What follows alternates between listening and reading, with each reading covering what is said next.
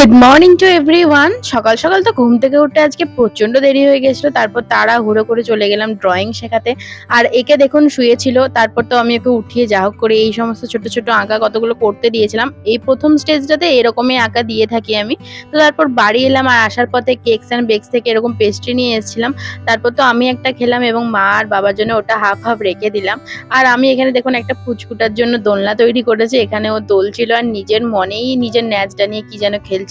আর মা এদিকে আজকে একটু নিরামিষ রান্না করেছিল, শুক্তো, আর আমি একটু পাঁপড় ভেজে নিয়েছিলাম। আর সন্ধ্যাবেলায় গিয়েছিলাম টিউশন পড়াতে। আর একটা জিনিস আজকে অর্ডার করেছিলাম। তো দেখুন এই অর্ডারটা হচ্ছে একটা পমফ্রেটের ফ্রাই। তো এই পমফ্রেট ফ্রাইটা অনেকদিন পর খাচ্ছি, আর একটু কাসুন্দিও ছিল।